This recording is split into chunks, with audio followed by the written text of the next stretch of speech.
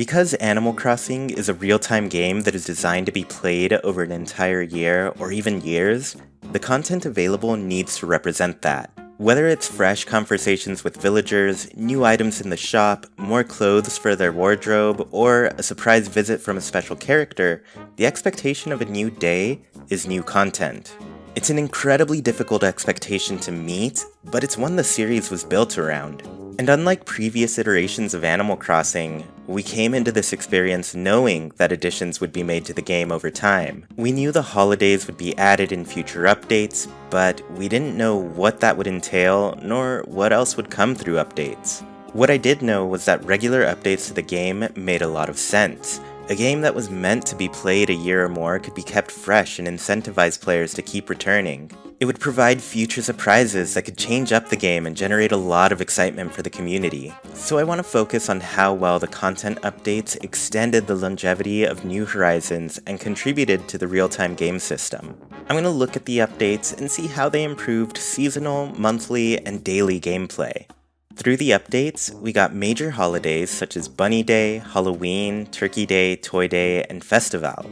We also got minor holidays such as May Day, International Museum Day, Wedding Season, and the Fireworks Festival.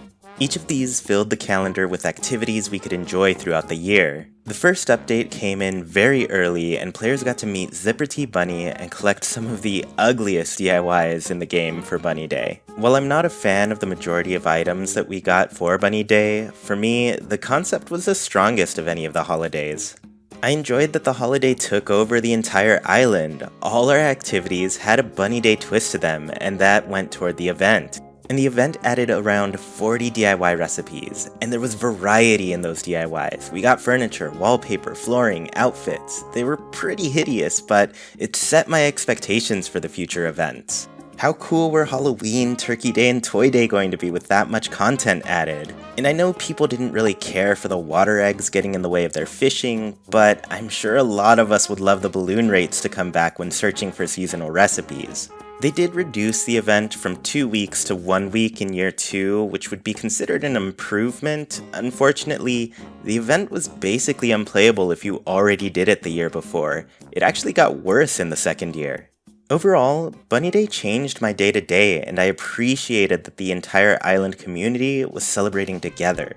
The items were hideous, but it gave me hope that another holiday would provide this experience with much better items. The next few updates brought about the vast majority of minor holidays and fleshed out the cast of special characters. Because summer is historically lacking in the event department, it made sense for them to put together a fresh set of events to keep those long summer months going. The Nature Day update brought us a slew of new minor holidays, and also added Leif, Jolly Red, and an update to the museum. The minor holidays provided some new ideas for the series, but these ideas could have been bigger for the game. These minor holidays included Nature Day, May Day, International Museum Day, and the Wedding Season. Nature Day added a few seasonal Nook Mile Plus goals to achieve. I expected to see more seasonal goals show up in summer, fall, and winter, but that didn't seem to pan out. As far as I can remember, the only other season to have an extra Nook Miles Plus task was winter, and that was building a snowman. This idea could have been used to further distinguish each season and change how you play. May Day and International Museum Day don't get fleshed out much either. May Day introduces the concept of puzzle islands, but it's a one-time-a-year event. It would have been nice to see islands dedicated to more puzzles, or even other ideas. The Museum Day stamp rally doesn't make the exhibits any more interesting either. It would have been really cute to get some extra little info regarding the exhibits. The biggest missed opportunity, though, was Wedding Season. Players are always jealous of the new items introduced to Pocket Camp each month, and this feature seemed like a good way to do the same for New Horizons. Imagine if each month, a new special character came to visit and introduced a new set to the game. Instead, we're stuck with one mostly unpopular set that rolls around once a year. The most intriguing aspects were definitely the addition of Leif, Jolly Red, and Art. Leif introduced bushes and allowed us to purchase flowers we couldn't find on our islands before. His shop really showcases the seasonality of the game by always having the in-season bush in stock. You can also buy out-of-season goods, so it doesn't take long to fill your island with bushes you enjoy. Unfortunately, Leif's shop quickly starts to feel stale.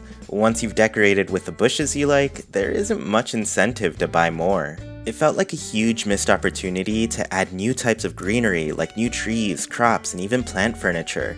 We did get the addition of pumpkins later on, but it still feels like Leif's shop is really lacking.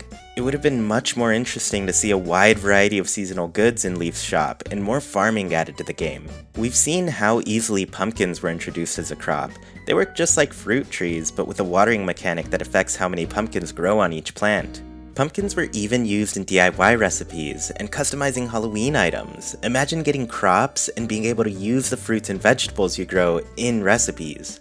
Imagine Leif selling new recipes and plants you could use around your island and home. Though Leif was added and it's nice to have him, it just doesn't feel like his shop has been properly fleshed out since then. Jolly Redd makes an appearance to sell art, and it adds an art section to the museum. When Redd visits, he brings 4 pieces of art and a couple items you can buy. Redd's visits are by far the most exciting for players. Collecting the art and completing the museum is a major goal for many. While Leif gets stale very quickly, Redd remains a welcome guest for much longer periods of time. Of course, genuine pieces of art can be hard to come by, but it does give players a much bigger incentive to log in and see if he's around. Overall, Redd's addition to the game provided more longevity and gives you more of a reason to check in each week. The summer update was split into 2 parts and offered some more promising content that I feel did change the day-to-day for a while. Pascal and Gullivar were good examples of this. In part 1, they introduced diving, mermaid items, and pirate items. The diving provided 2 more things to work toward. The first was the extra museum creatures, and the next was the mermaid items. You were incentivized to do this activity. If you wanted to complete your museum, you had to go out there and find those diving creatures. If you wanted some nice mermaid furniture, you could get out there and try to feed Pascal. Gullivar also became an exciting find because you could collect another set of items to further build out your world, especially if you were going for a pirate theme. I thought both of these characters provided a good reason to log in on a daily basis. Summer Wave 2 was a lot less exciting, but it did provide a weekly activity and an easier way to visit another island. Every Sunday in August, you could enjoy fireworks and play the raffle for some extra items. You could also go to bed and meet Luna at the Dream Suite. These definitely weren't as game-changing as the previous updates, but it did fill in a month with something to do.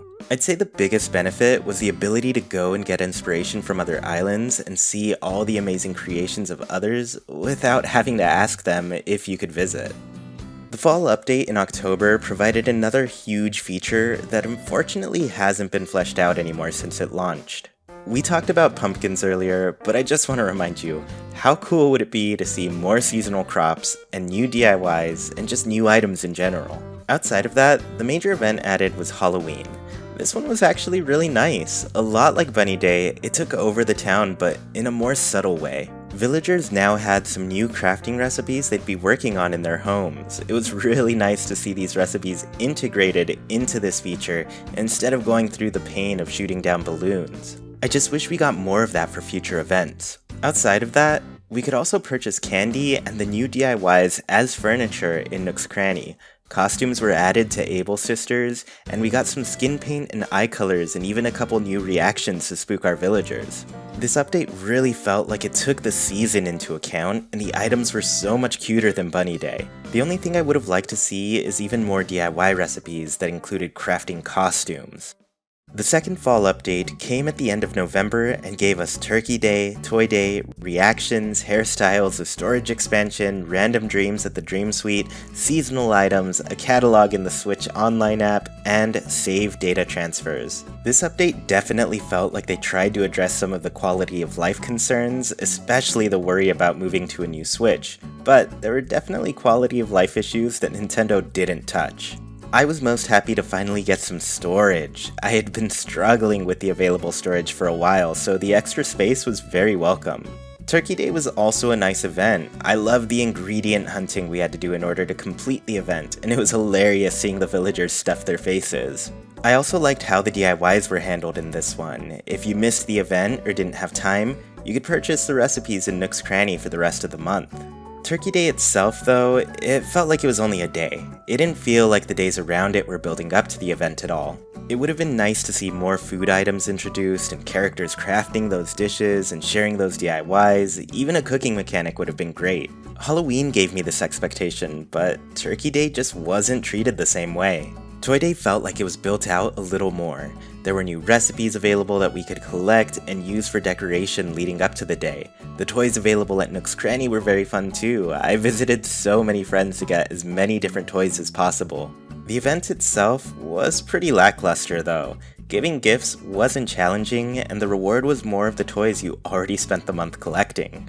I do really appreciate holidays that spanned multiple days though, so that aspect of it redeemed Toy Day for me.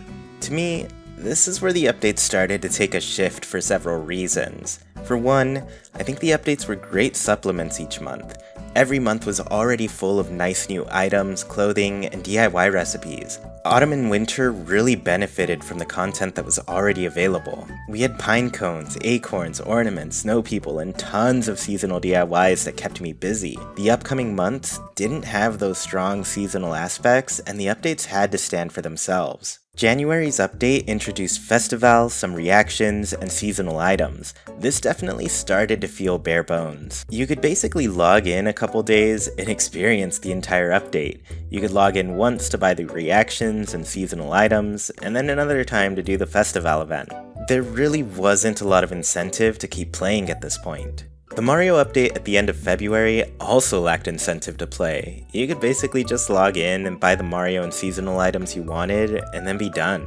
The March Sanrio update was definitely unique, but it was also paid DLC. Sanrio characters were added, and while you could get the items for free from friends, you did have to pay to invite the Sanrio villagers to your island. This update really didn't offer much for people without the cards, and unfortunately, the cards disappeared quickly. They have gone back in stock recently, but this may be a piece of content that is hard to access years down the line. This made up the first year of content updates, and I do believe they started off pretty strong, but started deteriorating by January.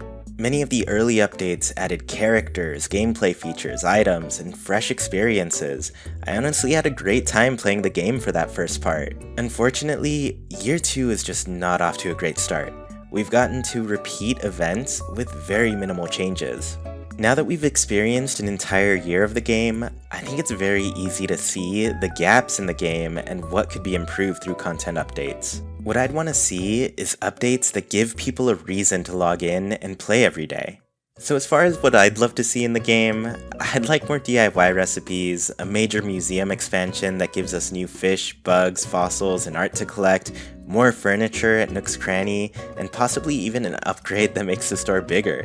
More clothing at Able Sisters too. Expanding the stock of items from visiting vendors would be nice. Giving us more items to redeem with Nook Miles would be huge too.